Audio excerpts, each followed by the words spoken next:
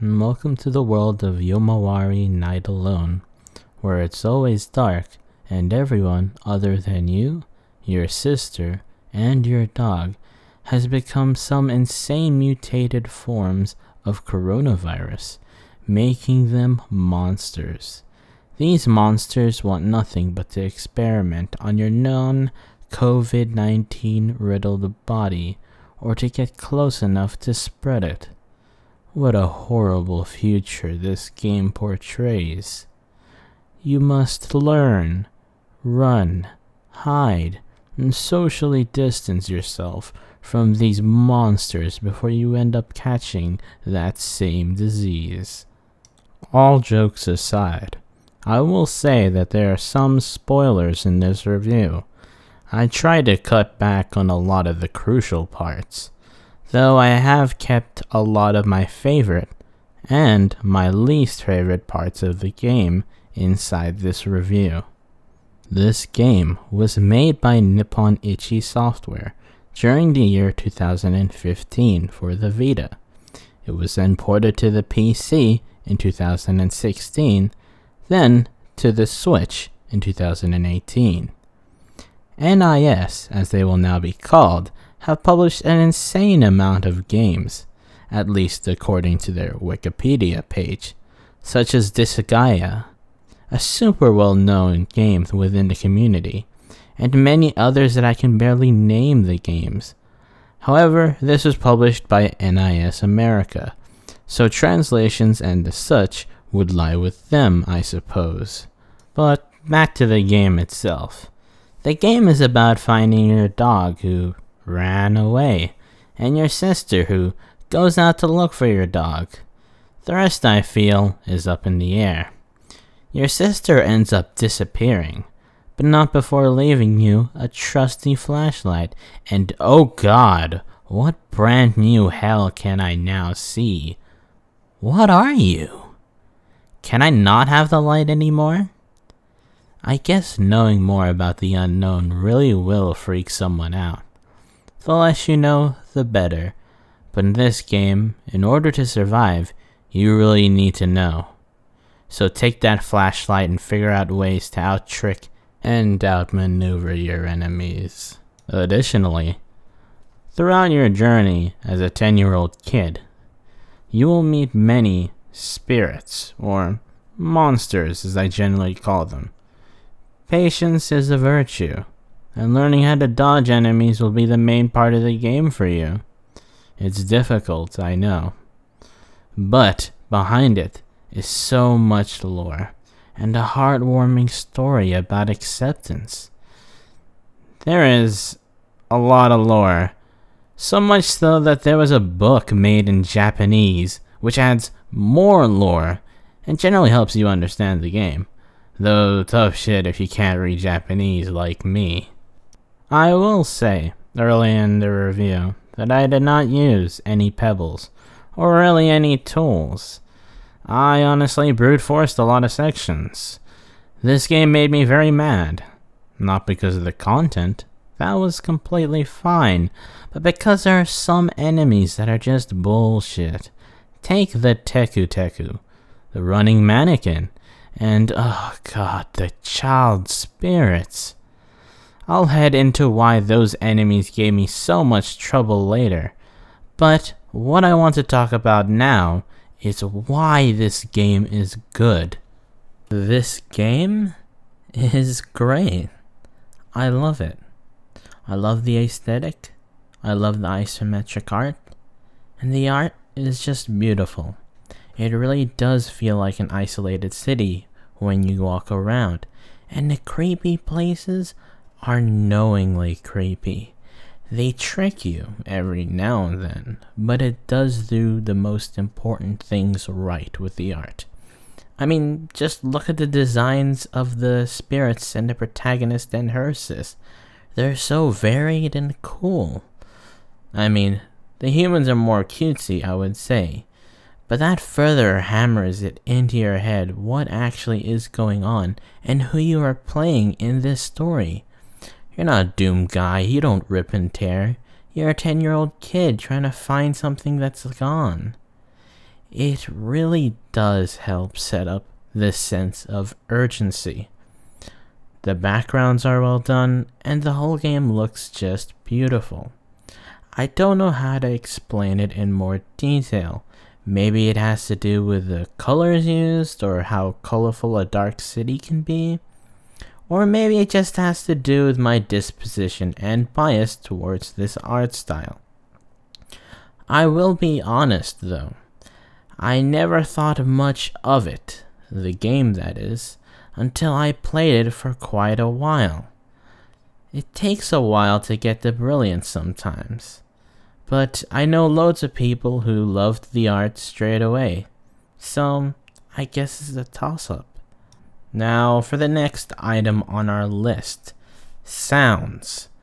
No, not the soundtrack. The soundtrack only has one song, and that's played at the ending of the game. So what do you think it uses? Ambient noise. It uses ambient noises and random sounds, which change based on where you are and what's happening. It freaks the fuck out of you sometimes. Okay. I remember there was one time where I heard a baby cry. It really does make you feel eerily alone at night. When you're just walking around and you can only hear your own footsteps until you get to the point where you get close to the monsters. Then the heartbeat starts and you get on guard. The heartbeat, I feel, is a cool mechanism, but it spooked me when there was just one monster and not 10 billion monsters. The sound gets terrifying when you hide as well. One of the main ways to get away from the monsters. Another mechanic I like. You get taught this early on. You might just have to wait in hiding for some time against some spirit. It's not like they just disappear though. You can't just hide and get them to disappear. It's not faultless. Uh-oh. Please. Also, while you're in hiding, you may hear whispers, voices, and noises around you, which leads to the next point. The sounds the creatures make are terrifying. You instinctively do not want to go up against them. There's something very frightening about going up against something you either do not know or have no way to defeat. In fact, it took me 6 minutes to really tackle getting past my first Shadow Man. They can call me a coward, but the first scare it gave me really spooked me. So I didn't know what would happen if I died. More scares? Who knows? The heartbeat, the whispers were frightening enough. Also, by the way, I call the streetlight shadows, as they're called in the wiki, Shadow Men, because they're essentially the first spirit you meet. And the Shadow Men, on the wiki, I call 3 Men, because they change positions. I feel like it fit them better. Also, I don't know where the official names come from anyway. Probably either from the code in the game or a translation from the novel in Japanese. Another thing I liked is that the light isn't always your ally. In fact, the first time you get it, you just get to know how horrible the world outside is. Almost like ignorance is bliss. The less you know behind the scenes, the better. But the game forces you to learn and figure all this out in order to understand certain lore or where your family is. I would also say the map is very helpful and helps you find stuff and places later on, as all good maps do. Especially with objectives. They're very clear and they tell you which area you should look around today. But something I disliked about getting around is that you get stuck to certain areas due to roadblocks until you finish certain scenarios. It just means you can't explore freely, but it's good if you honestly don't know where to go. Like it. How do I get to the pool? Alright, time to get to what I disliked about this game. First off, let's list off the enemies which are total BS. The Teku Teku? Why? Well, let's see our first encounter with them. Give a coin to this one. And let's not teleport. Okay, so I've got like a lot of places. Then, future encounters. What the?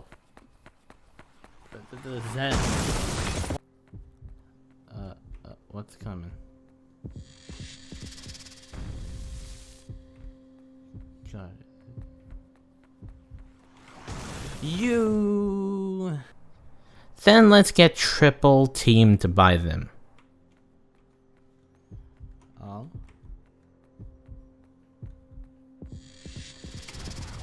Oh my god, there is no way to know other than just seeing it and moving out of the way. That's the problem.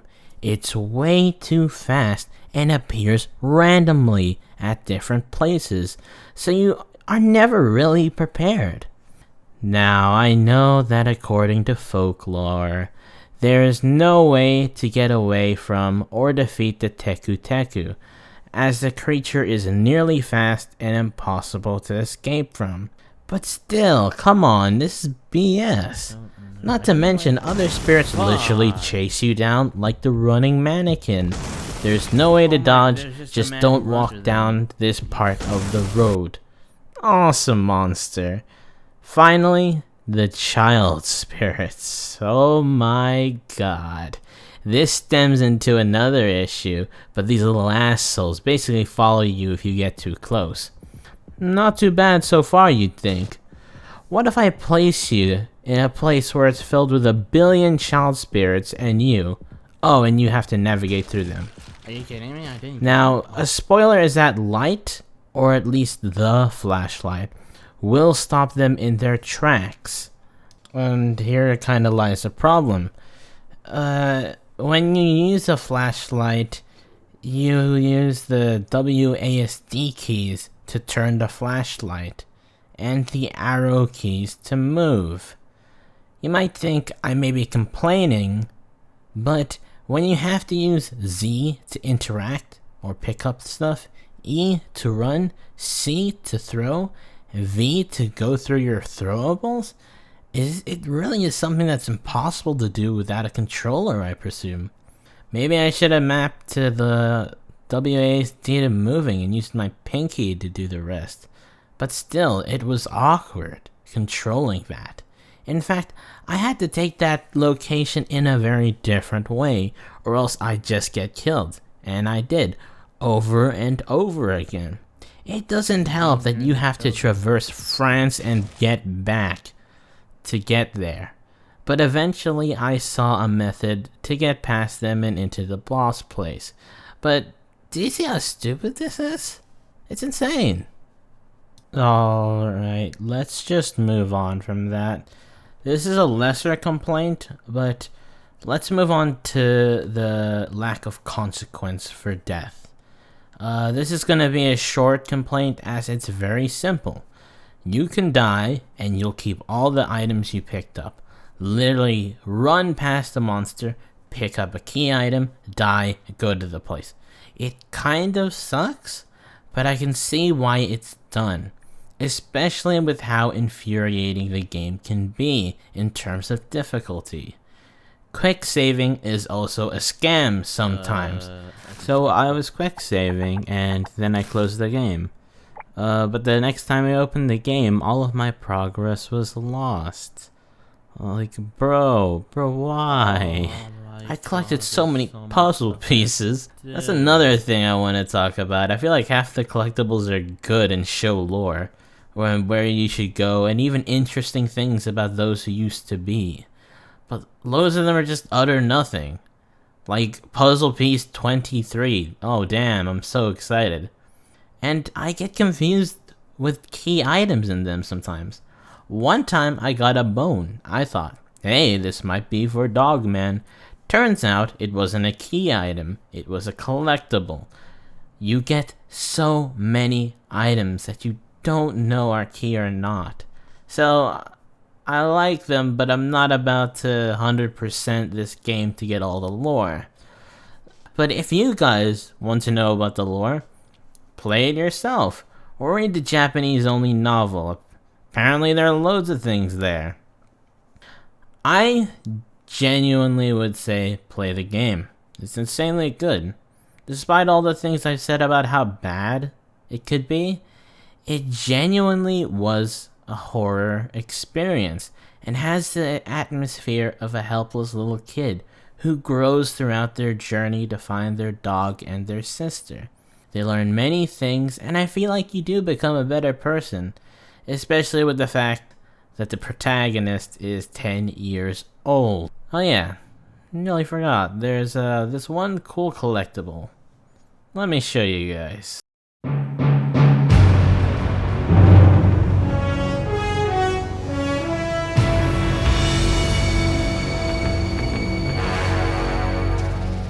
What a thrill,